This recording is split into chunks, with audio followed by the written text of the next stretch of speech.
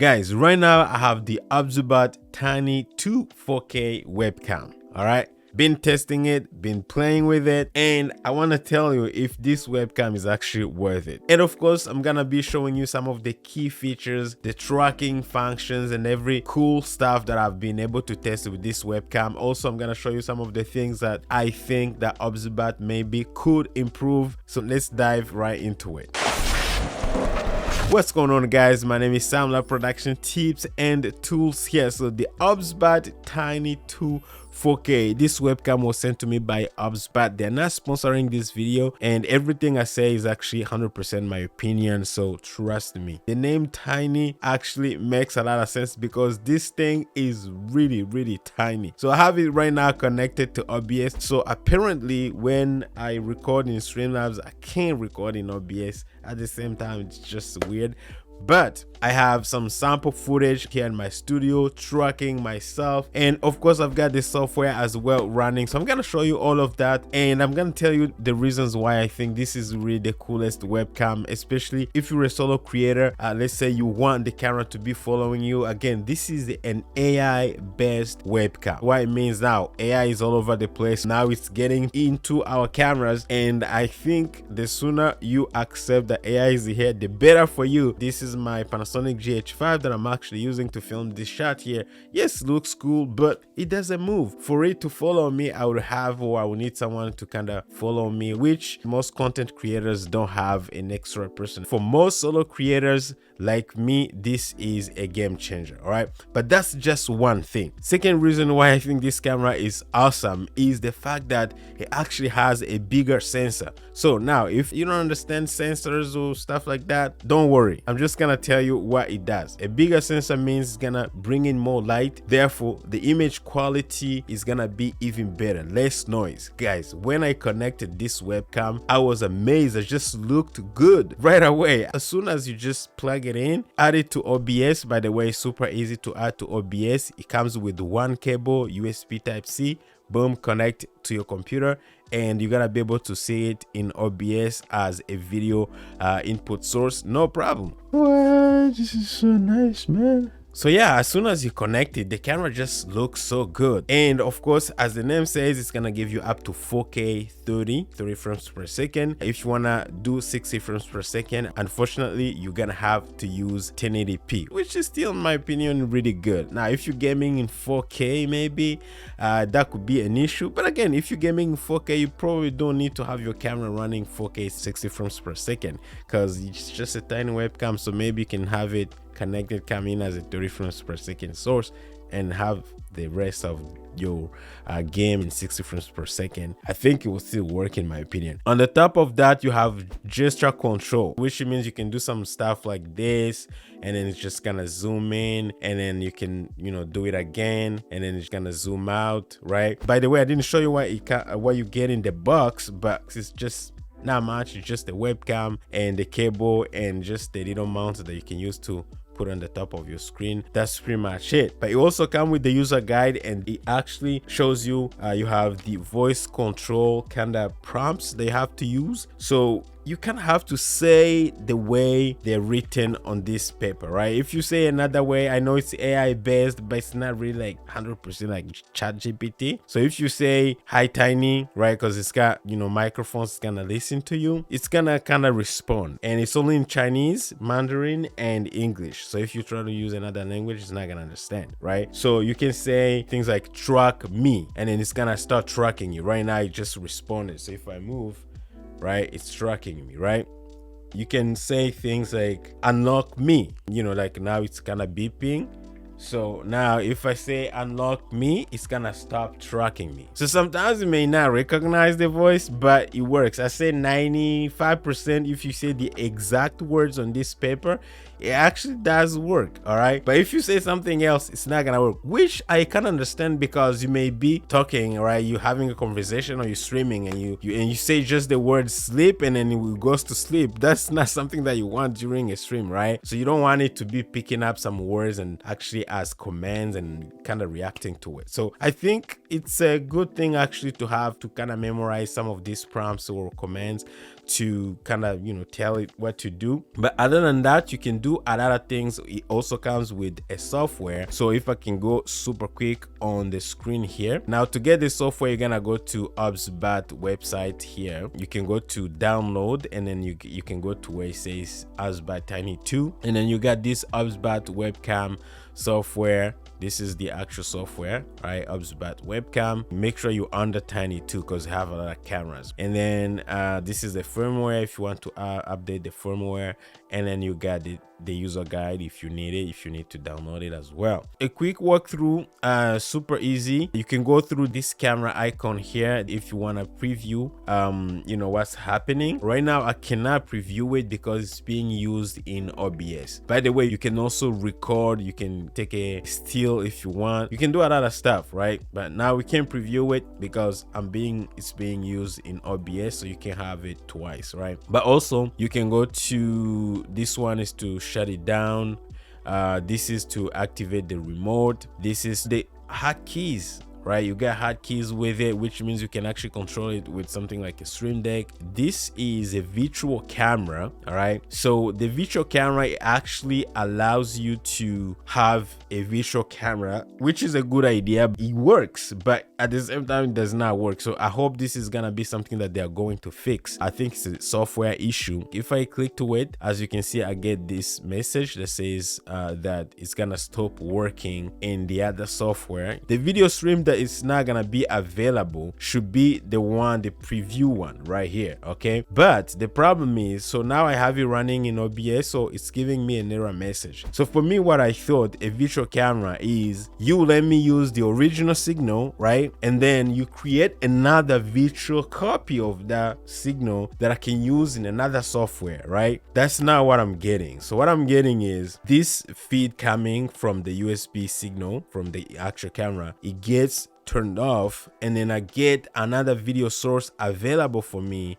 which is OBSBOT Tiny 2 4K virtual camera that I can use in OBS. So in my opinion, it's like, it kind of defeats the purpose. Like, why would I need to use a virtual camera if I have the actual real camera? So I hope OBSBOT is going to fix this, and we could have like the actual camera available and a virtual feed that I can maybe run into something like Zoom. So that's that. But other than that, the software is, I would say it's like perfect, but it's not 100% perfect. So you're gonna have to play with it. You can go to settings, and if you have multiple monitors, I can, like, as soon as you open one tab, sometimes you go to another monitor. So that's something that you may have to deal with if you have like a multiple kind of monitor setup.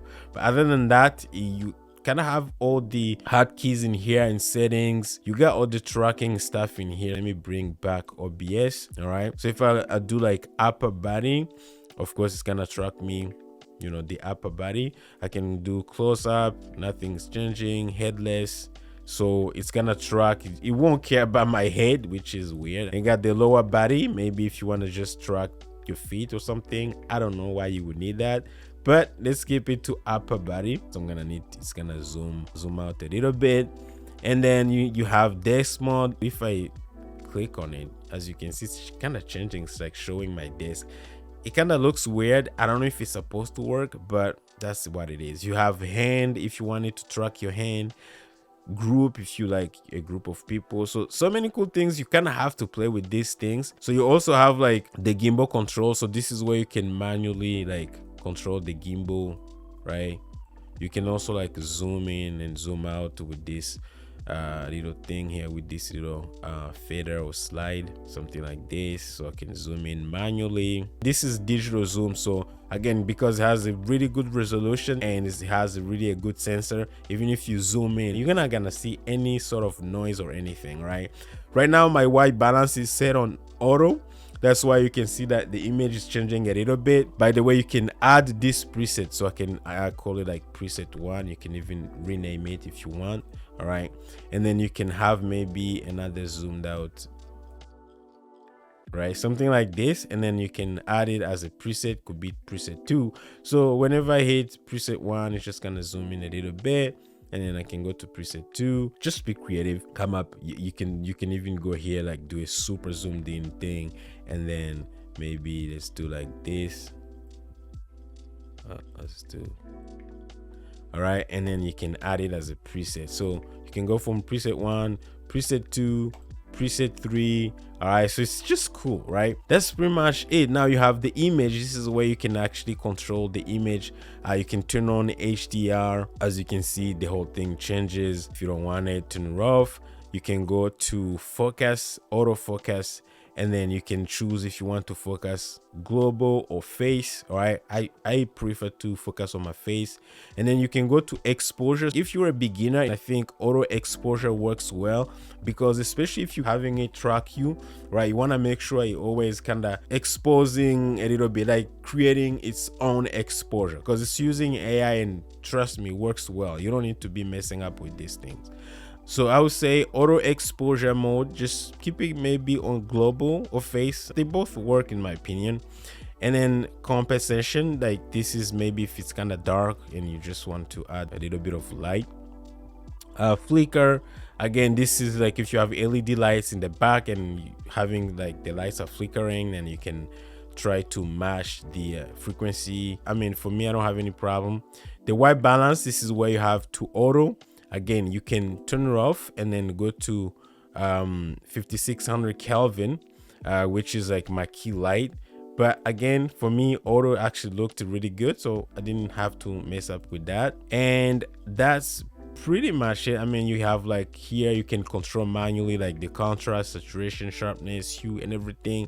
Again, for me, it looks good. I didn't have to change anything, so that's that. And then if you go to beauty here, you have like you can change like things like native, classic. You can go to man, and then you can go to you can blur your background. So right now, if I do this, let's see what we get. Usually it actually works. I don't know why it's not working. But let me close OBS, right? Let me close OBS. So now we have a preview of the actual camera, right? Because OBS is closed, right? And now what we can do is, as you can see, everything I do now, you see the blurry background, it actually does work well, right? So as you can see, it's kind of nice, right? And you can, like, you know, kind of manipulate your face. Again, this is maybe if you are in the beauty fashion kind of niche, you probably, you know, you can do some makeup and stuff. So like for me, this is not my thing, but if you need it, it's here. It's here, right? You get some filters like, you know, nature, fresh, clear. So if you're like in the beauty kind of, you know, niche, you're gonna love the software.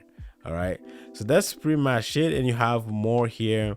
You can have like to auto sleep, like all the good stuff here. And you have all the gestures, and then like they like to tell you what to do. Like for zooming, you can just do like this and it's gonna zoom in, right? If I do it again, probably gonna zoom out. There you go. And the language is here. So you have like hi Tiny, I don't want to say this because it's gonna go to sleep, track me, unlock me. Everything is here in the software. Noise reduction, weak. All right, so again, be careful with the noise reduction, because you don't want to do too much. Sometimes you're gonna look very soft.